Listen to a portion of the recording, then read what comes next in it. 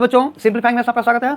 NCERT miscellaneous का ये question है, इसको करते हैं। ठीक है, देखो क्वेश्चन में ये है कि अगर इक्वेशन वर्ड का जितना भी लेटर है, कितने लेटर है, 8 लेटर है इसमें। अगर हम 8 लेटर को लेकर के एक साथ अगर हम उसका ग्रुप बनाएं जिसमें कि कंडीशन है कि जो वोवेल्स है वो एक साथ हो और जो कॉन्सोनेंट्स है वो एक साथ हो, यानी कि एक दूसरे के बीच में नहीं आएगा, तो कितने हम 8 लेटर का कितना वर्ड हम बना सकते हैं विथ और विदाउट मीनिंग। ये नहीं जरूरी है कि डिक्शनरी की तरह से उसका कोई मीनिंग हो, कोई जरूरी नहीं है। ओके, तो सबसे पहले in word equation number of letters is equal to 8।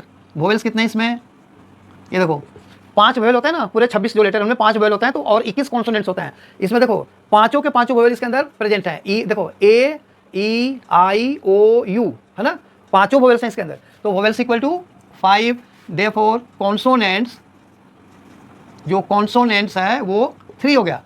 Question में पूछा हुआ है कि 8 लेटर का वर्ड बनाओ जिसमें कि पांचों जो वोवेल है ना वो एक ही जगह पे हो और जो 3 कॉन्सोनेंट्स हैं वो एक ही जगह पे हो, यानी कि एक दूसरे के बीच में नहीं आएंगे, जैसा कि इसमें आया हुआ है वैसे नहीं चाहिए।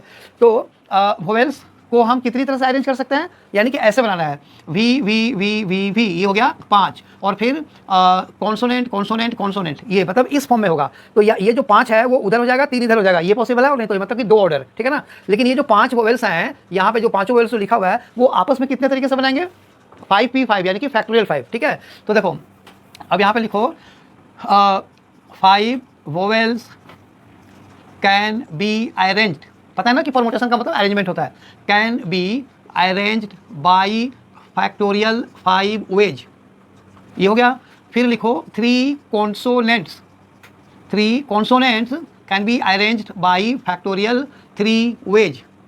फिर क्या लिखोगे, position of vowels and consonants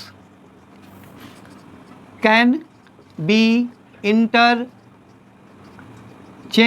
interchange का मतलब कि जैसे लेफ्ट में पहले जो 5 लेटर हैं वो मान लो वोवेल्स का है, बाद के जो 3 लेटर्स हैं वो कॉन्सोनेंट्स के हैं, तो ये तो कोई जरूरी नहीं है ना, पहले 3 लेटर कॉन्सोनेंट के और बाद के 5 लेटर वोवेल भी हो सकता है। So they can switch their places by 2 ways, है ना। तो वही लिखा मैंने कि position of vowels and consonants can be interchanged by 2 ways, है ना। Therefore total number of required words लिख लो, total number of required words is equal to factorial 5 into factorial 3 into 2, यानी कि ये होता है 120, ये होता है 6 और ये होता है 3।